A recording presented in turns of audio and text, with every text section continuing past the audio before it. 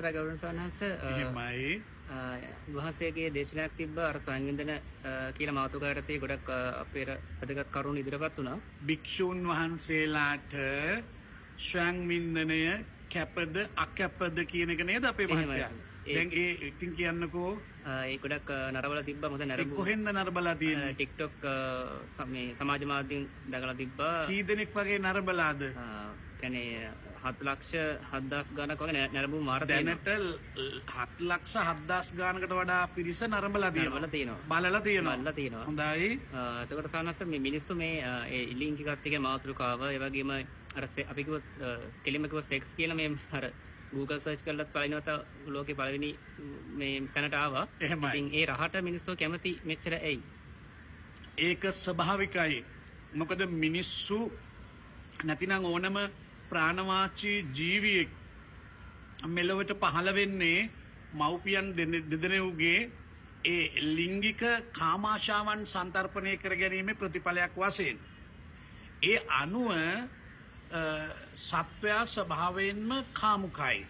මානවයා විශේෂයෙන්ම ලිංගිකත්වයට බොහෝම ලැබී. ලිංගිකත්වය පිළිබඳ කුතුහලයක් තිබෙන නිසා ඒ පිළිබඳව තොරතුරු හොයන්න මානව වර්ගයා බොහෝම කැමැත්තක් ලැබියාවක් දක්වනවා. එතනින් විශේෂයෙන්ම තරුණයෝ වැඩි කැමැත්තක් නැඹුරුවක් දක්වනවා ඒ මානව ලිංගික චර්යාවන් පිළිබඳව සොයා බලන්න. එහෙමයි සම්මත. අපි දැන් දැක්කාර මේ දවස්වල අර ගොඩක් සමාජ මාධ්‍ය තමයි අපි දැක්කේ. එක්තරා අර ශ්‍රී ලාංකික තරුණයෙක් ඒ අර ඒ අපි කියන්නේ ෆෝන් ඉන්ඩස්ට්‍රි කියලා කියන්නේ ඒ ෆෝන් ඉන්ඩස්ට්‍රි. එහෙමයි. ඒ කියන්නේ ලිංගික වෙළඳපොළ. වෙළඳපොළට අර ලංකාවෙන් නියෝජිත කියන්නේ අර ඒ තැනට ගිහිලා තියෙනවා. සම්පත්දායකයෙක් වශයෙන් ශ්‍රී ලාංකික පුතෙක් ඒ ක්‍රියාකාරකම් වල යෙදෙනවා. එහෙමයි. ඒකවල සම්මස් දැන් අම්බපාලිත් එහෙම යෙදුණානේ. එයාටත් මාර්ගයක් තිබුණා විමුක්ති මාර්ගයක්. දැන් පුතා මොකද්ද කියන්නේ? ඒකට සම්මස් දැන් ඒ වගේ කෙනෙකුට මේ අපේ දැන් ධර්ම මාර්ගයේ පස්සේ කාලෙට හරි එන්න බැරිද? අනිවාර්යෙන්ම පුළුවන්. ඉතින් ඒ පුතා ලිංගික ඒ කියන්නේ ෆෝන් ඉන්ඩස්ට්‍රි එකට ලිංගික ඒ කාම චිත්‍රපටි මේ වෙළඳ ඒ ව්‍යාපාරයට ඇතුල් වෙලා එයාගේ දක්ෂතාවයෙන් හැකියාවෙන් එයාගේ උත්පත්තියෙන් එන රූපකාය නිසා එයා ඒ කටයුතු කරනවා ඇති. එයාට මෙලව යහපත පරලොව යහපතත් එයා බුද්ධියෙන් නැනනුවණින් විමසලා කටයුතු කළොත් ඒ දේවල් වලින් මිදුනොත් යහපත් මාර්ගයකට පිවිසෙන්න පුළුවන්. එහෙමයි සර්. ඒක ගැටලුවක් නැහැ.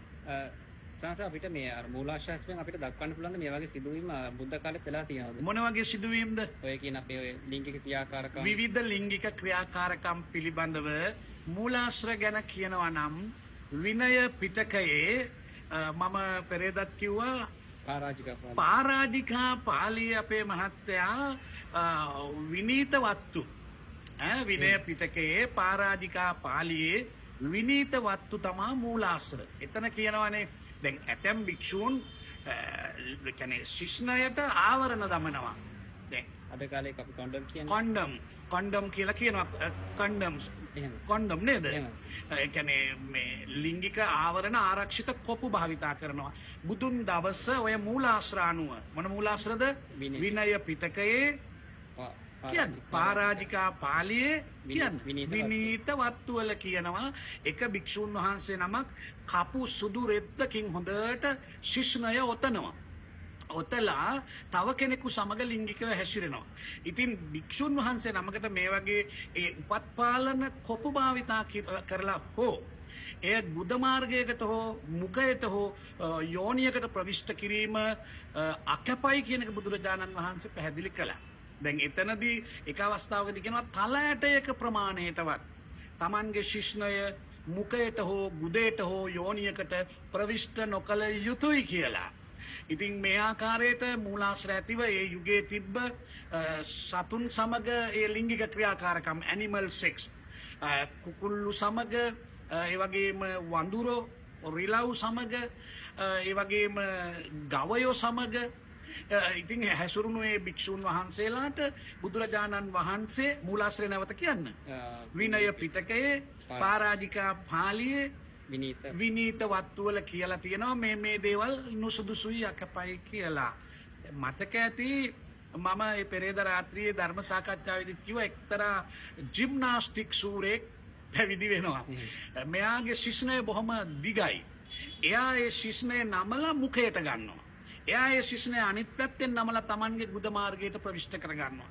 ඒක බුදුරජාණන් වහන්සේට එයාගේ හිතවත් භික්ෂූන් දන්වනවා. මේ භික්ෂුවගෙන් ප්‍රශ්න කරනවා.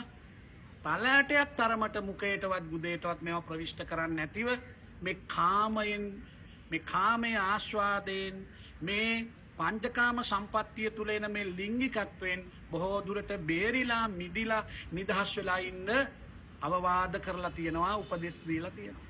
නමෝ බුද්දස්ස